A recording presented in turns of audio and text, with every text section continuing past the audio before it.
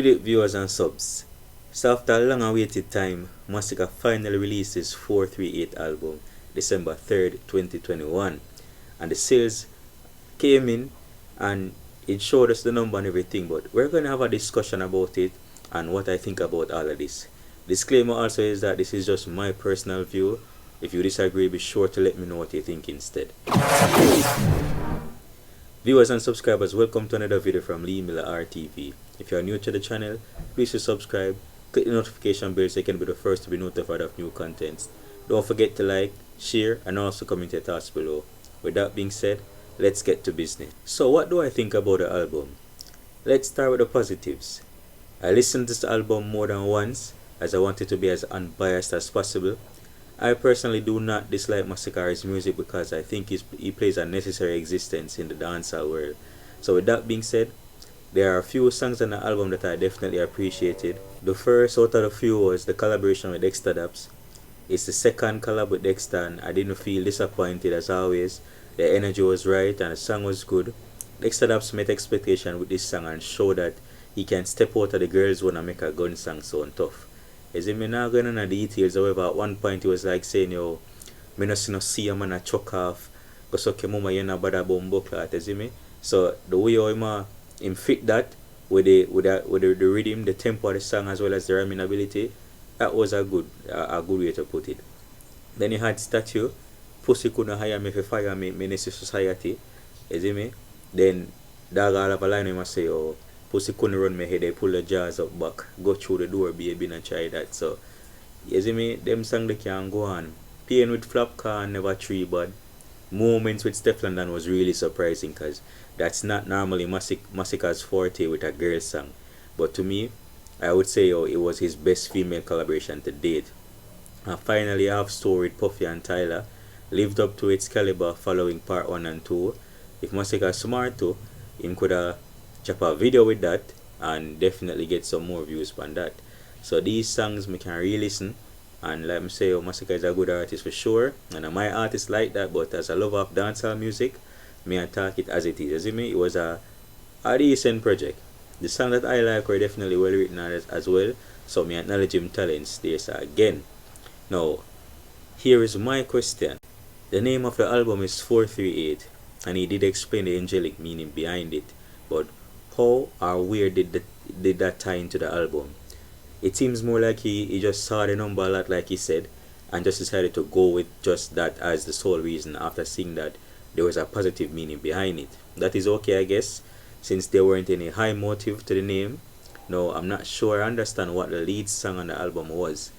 He gave the fans like 14 tracks, and before that there was Love Story and Update, and less recently had Different Type.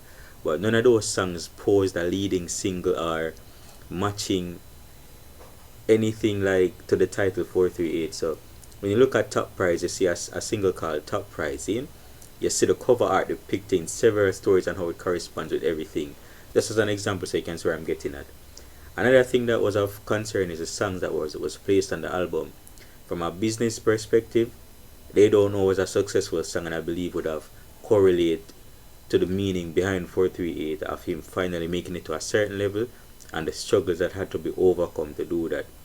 Different Type and Update could have also made this album a lot more successful in terms of quality, which brings me to my next question.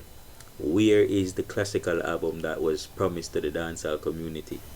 I did see a video sometime last month or before that, I believe we were saying that this album it will not be like some trash that we have heard so far, and the only standout albums that would have been in reference or comparison was Topprize and Born for This.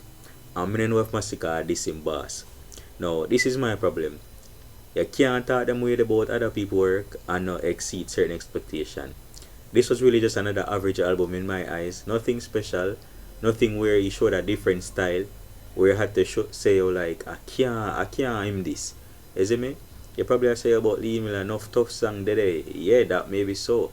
But what I will say though is that it is better than Vybz Kartel, Sean Paul, Spice, and Skilly Bang's album. I did say I'm going to be extremely honest, but it didn't prove itself as something to deem as a classic or any songs really that boasted longevity. In terms of quality, since it can only be compared to the best album, that was not enough to rival Topprize any at all. Alkaline's album shows experience, and it also showed it was well put together, from the execution to the cover art to the hidden and visible meanings. That is what you would call a project worth grading, and this is why I said in my last video that Alkaline is lecturing himself in college. When you listen to the album, you could hear the multiple flows, the diversity behind the songs, even the rhythms were uniquely built or constructed. Listen the random, effortless example here. Alkaline be like. Love you everywhere me go and you no need no glasses. Good up body girl everywhere me turn on some camping. The way me love you, girl, the way me love you make me heart skip. Tick musty time, panic cock, boss a wine. Sitting there, Gemma, you me want to be mine. But mother get it anyway, she say me not to me now. Be back, fuck you once a good guy. You see that? And that's just a random Alkaline song. You get to me? I said, now imagine when I listen back to the album, imagine all of them different things we are hearing at the song. Listening to 438 is a reminder for me of when Skilly Bang released a 35 tracks as a way to just flex his ability to drop multiple songs, so to speak. It doesn't feel like an album, just some song that has been released on his channel. But I definitely would have loved if some of the songs that were randomly released were used to replace some of the songs that were actually on the album. I believe that would have given the album a more solid feel to it and something more praiseworthy. But don't misunderstand, viewers and subs. If you are talking about just listening the album in recognition of the bulk release of songs, then it definitely wasn't bad. As I said, I heard 4 to 5 songs that I personally like, Vanish and Statue standing at the top. But if we are talking about album of the year, heavyweight, stage and production level, Topprize is that album. Let's look at the sales. The album landed number 2 on the reggae Billboard charts, and I'm not even that impressed, to be honest, because it was not released with any other competitors, so that's a given. First week sales, 2,864 copies. This included 733 copies in pure album sales, which, if you have talk about in comparison, it's not even close to Topprize, fam. Basically 2 weeks now, and still none of the audio even hit 1 million views good. And people really comparing like so diligently. You get to me, I say I did more than one video showing the magnitude of traction Topprize gained in its first week alone. Remember when the man released album, even Nicki Minaj did fresh back on the scene. J. Cole drop album, the man all arrival Billie Eilish on the pre-order charts, fam. It even too brutal to elaborate more in terms of chart stats. So even if we take it back to the basics, song for song, Masicka's album still doesn't out the Topprize, and we keeping just as basic as we can go. You see me? We just go song for song, nothing more. Topprize still heavier, more fulfilling, has a higher replay ratio and a higher streaming ratio. I've heard people saying like gift card this and gift card that, and fans are buying more than 1 copies, but how is that even a problem? It just shows the presence and dominance of Alkaline. That's what fans do. They support their favorite artists from an unwavering perspective. That's the kind of fandom that every artist yearn to have or even experience. 5k people listening and purchasing an album is better than 10k just listening. Right now, there isn't any other fan base as devoted and as powerful as the Vendetta community. Because when it comes to support, our artists is just a different kind of experience. I go see a different kind of push, a different kind of drive. As in, we go in an overdrive. So good attempt, youth. At least you outdid some of your musical co-workers, but Alkaline is like the last stage boss in a god level game. As in, I promise me now go be biased. Anytime I see nobody better than Alkaline, I go say, oh, Alkaline competition has arrived. But until that day comes, Alkaline is the guy, he's that guy. You get to me as viewers and subs, so we're not going to even draw the video, but what do you guys think?